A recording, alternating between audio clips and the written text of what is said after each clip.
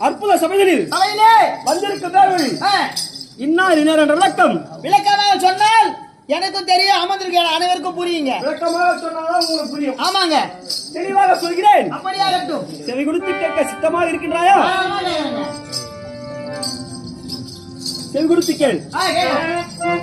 சொல்றேன். அப்படியே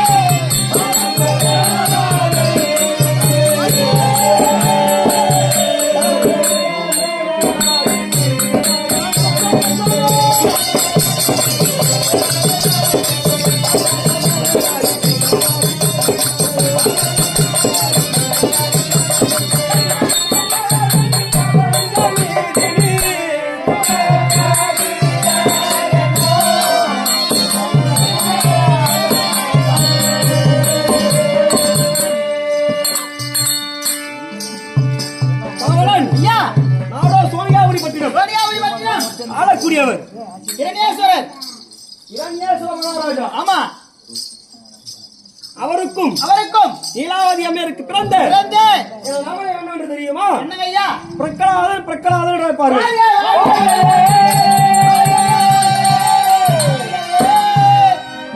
சோமவத்தில் பிறந்த ஒரே மகன் ஒப்பற்ற மகன் அழகாக வளர்ந்து கொண்டு வருகிறேன். ஆமா, அப்படி நான் வரும்பொழுது ஏதாவது குறை இருக்குமா? முறையிட்டு பார்த்தாலும் குறை என்பதே இல்லைங்க. முறையிட்டு பார்த்தாலும் ஓர் குறையும் இருக்காது. ஏன் செங்காதீர் மூடி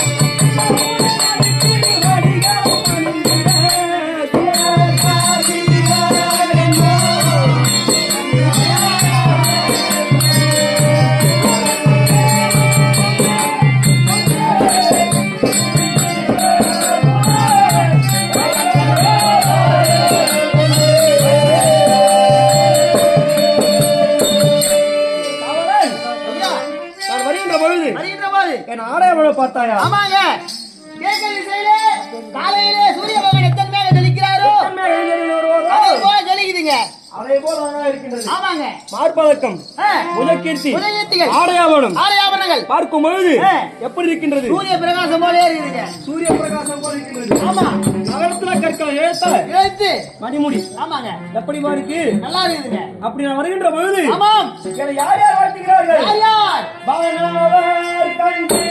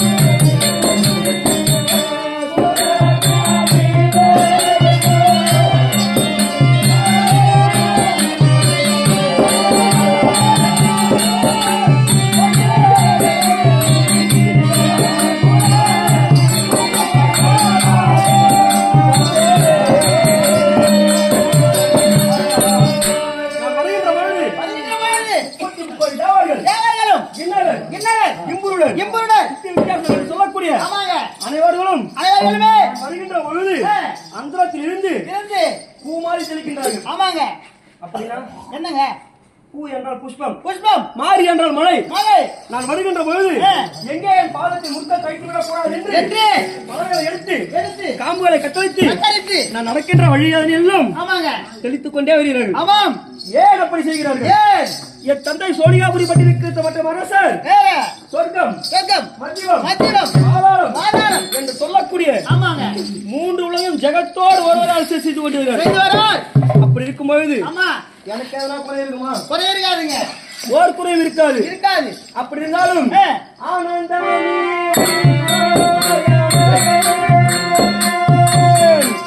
அந்த கருள் அளிக்கும்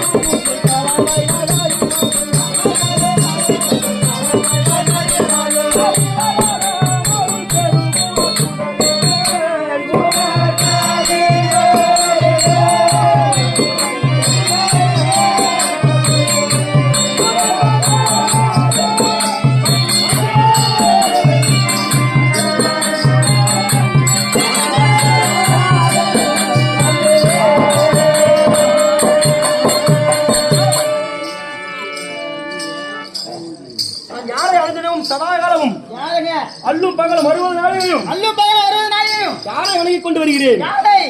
வைகுந்தத்தில் பள்ளிக் கொண்டிருக்கக்கூடியவர் யார்? மகாவிஷ்ணு எம்பெருமான் ஸ்ரீமன் நமோ நாராயணமூர்த்தி. அவர் பொற்பாத கமலங்களை அனைவரும் பூஜித்துக் கொண்டு வருகிறேன். அப்படி இருந்தாலும் சகநேரம் விரித்தினானே, சகனம் என்று சொல்லக்கூடிய ஆகாயத்திலே ரவி என்று சொல்லக்கூடிய சூரியன் உலாவிக் கொண்டிருந்தால் அதுவே அதற்கு ஒரு ரத்தினம். சயனே சீரத்தினானே, சயனம் என்று சொல்லக்கூடிய பஞ்சானயமத்தையில் ஒரு பாலியவானும் ஒரு பாலிய ஸ்திரீயும் உறங்கிக் கொண்டிருந்தால் அதுவே அதற்கு ஒரு ரத்தினம். ஏன் ஒரு வீடு இருந்தால் இளம் வயது பருவமடைந்த ஆணோ பெண்ணோ இருந்தால் உற்ற வயது திருமணமாக வேண்டும். அப்படி திருமணமாகி அந்த கிரகத்தில் இருந்தால் அதற்கு ஒரு ரத்தினம். அதுவே ரத்தினமா? கிரகரத்தினே பாலகா.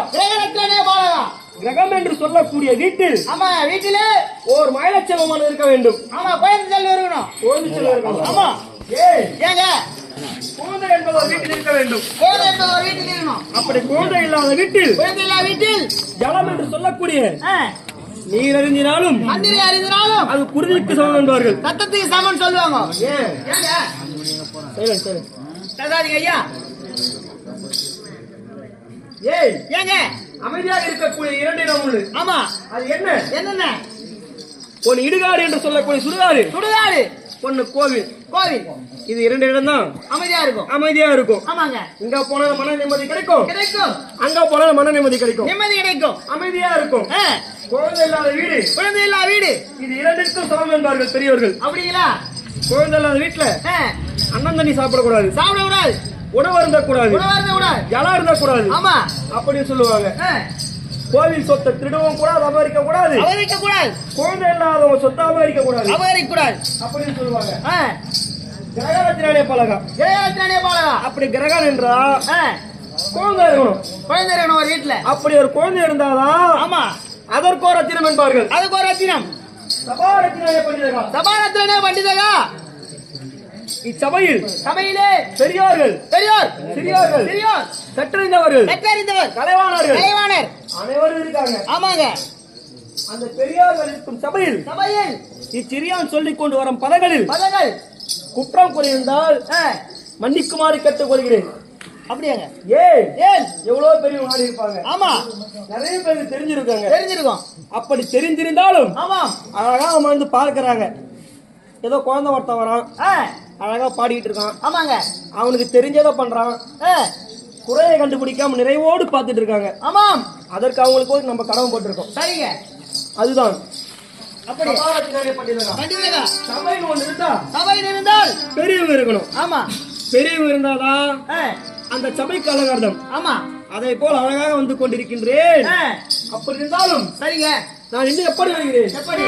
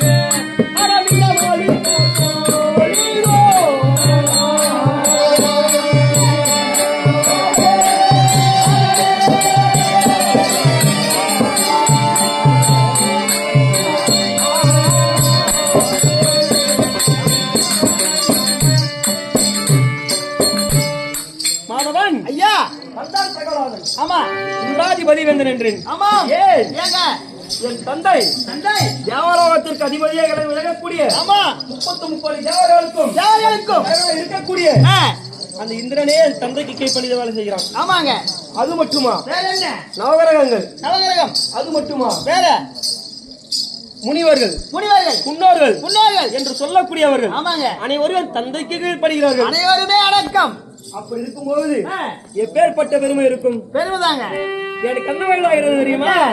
ஐந்து வயது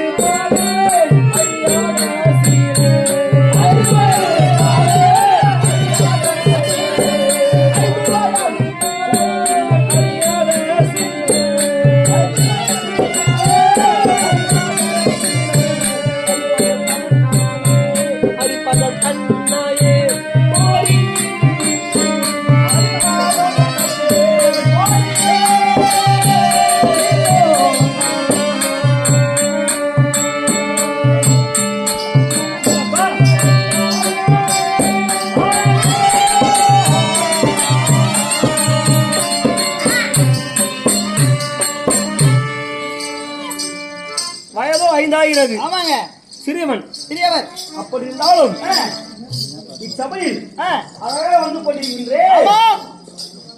நீ வந்து எனக்கு காண வந்த வழக்கம்.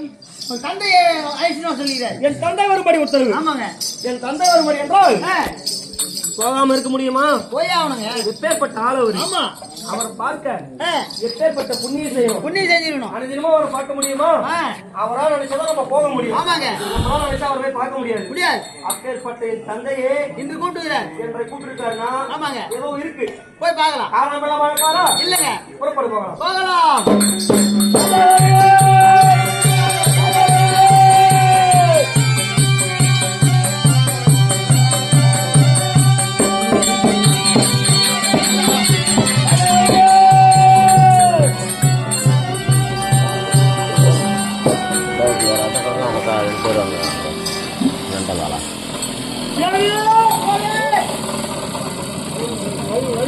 அதே போன ஓரமா போயிடலாம்.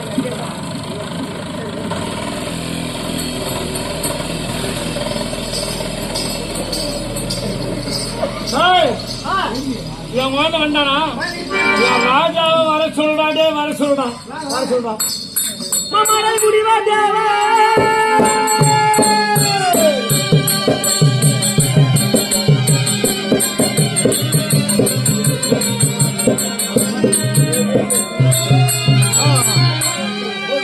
மமரை முடிவா தேவா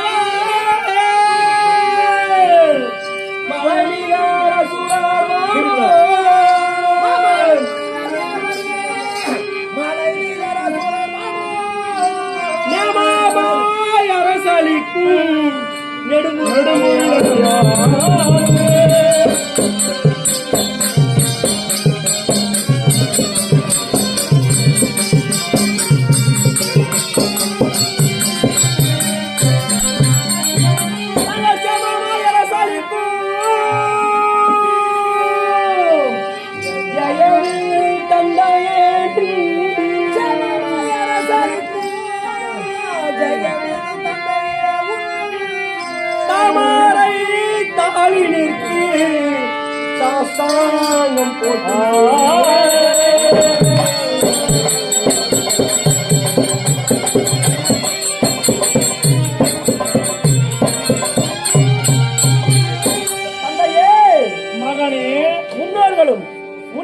முனிவர்களும் மலைக்கு நிகரான இரு புஜங்களை படைத்த அரக்கர்களும் அனுதினமும் காலையில் எழுந்து நாமனுஷிகளை முடித்து உமை வந்து தொழுது பணியும் பற்றி கொண்ட தந்தையே உன் தாமரை தாளிருக்கு உங்கள் மகன் பிரகலாதன் வந்தனம்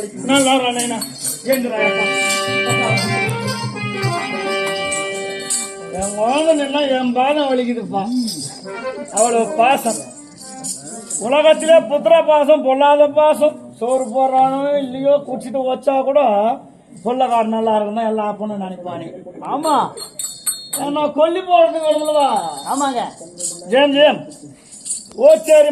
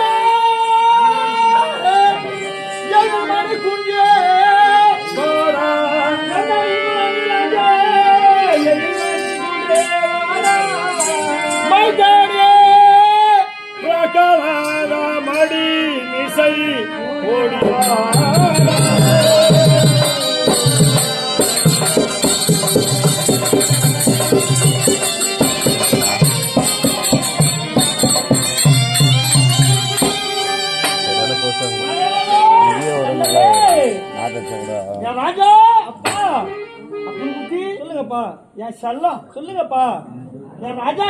சொல்லுங்க. ஐயா என்ன மாதிரியே இருக்கிறான்டா என் பொல்ல. உங்களை மாதிரி தான் இருக்கு. என்ன மாதிரியா இருக்கும்? 6 அடி உயரம் அண்ணாட்டு பாட்டி இல்ல. இல்லங்க சொல்றீங்களா? அது சொன்னுங்க. மடையா எவ்வளவு அழகா இருந்தா? ஆமாங்க, அழகா இருக்காரு.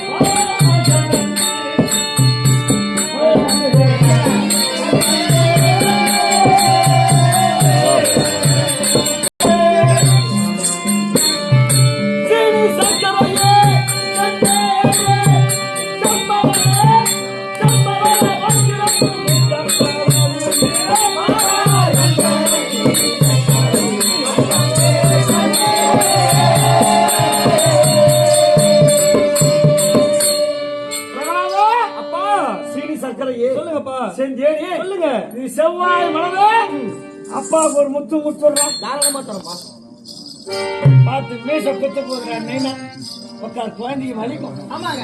அதான் எம்மா அழகு. இந்த மாதிரி பொருளை பெற்றெடுக்குது நான் என்ன புண்ணியம் பண்ணிருக்கணுமோ? ஆமா. ஏன் ஏங்க இவன் வதனம். வதனம்னா முகம். முகம் நிறை மதி மதி முகம் போயபடி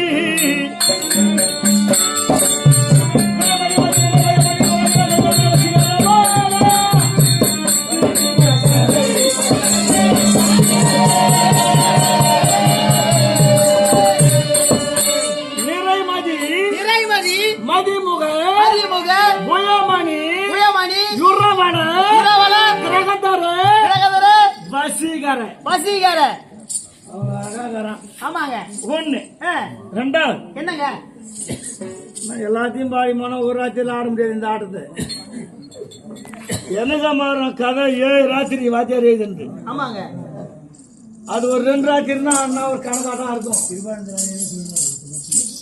இது ஒரு ராத்திரில வந்து எத்த விடுறது எத்த பாடுறதுன்னு தெரியாம கொடுத்துப்போம். அதுக்குதான் குழப்பெல்லாம் வராது. பாத்துக்கலாம். சரி விட்டுருப்பா. அப்பா உனக்கு ஏன் நினைச்சேன் சொல்லுங்கப்பா. ஐயாடியே எனது கண்ணே அருமை பாலகாடியே கேளாய் மையனதனிலே சின்ன வயதினில் கற்கும் கல்வி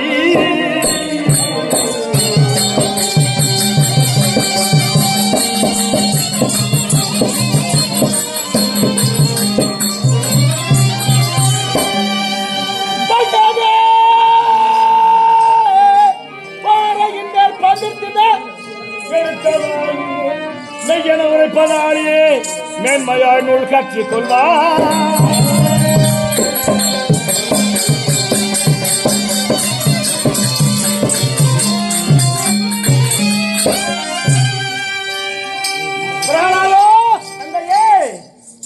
உன்னை கல்விச்சாலைக்கு அனுப்பிச்சு வைக்கணும் என்கிற எண்ணம் அவையோர்களுக்கும் மந்திரிகளுக்கும் உன் தாய்க்கும் எனக்கு விருப்பம். பாடசாலைக்கு செல்ல உன் விருப்பம் என்ன? என் விருப்பத்தை கேட்கிறீர்கள். ஆமாண்டா ராஜா, தாராளமாக சொல்கிறேன் தந்தையே. தந்தையேனின் படித்த நூல் மறைகளை நான் நன்றாக வாசிக்கின்றேன் ஐயா.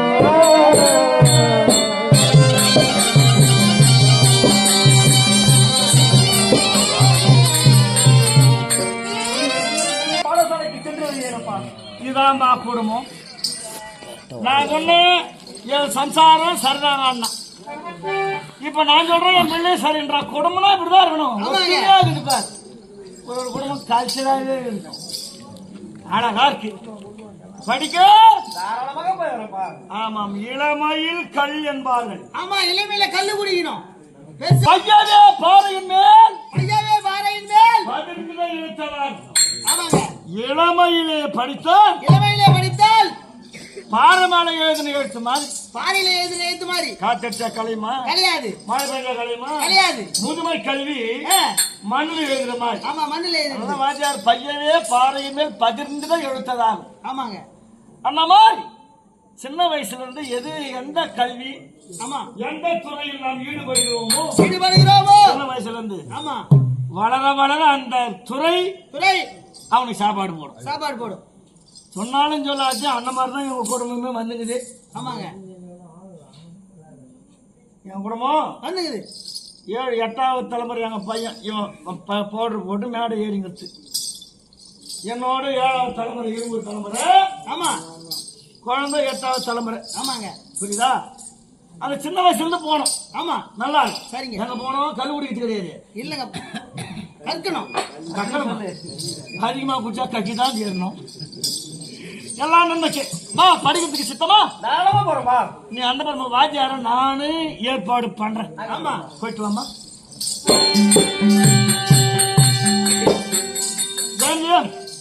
சித்தஞ்சி மாநகரத்தை சார்ந்த காலம் சென்ற தர்ம கவர்னர் அவருடைய மகனாக விளங்கும்படியான அண்ணன் அவர்கள், மணி அண்ணன் அவர்கள் எழுந்துள்ளி 2,100 ரூபாய். இன்னும் காலம் சென்று ராஜகோபால் நாயக்கருடைய பிள்ளை அண்ணன் வீரண்ணன் அவர்கள் அவர் சார்பாக 2,100 ரூபாய் அளித்திருக்கிறார்கள்.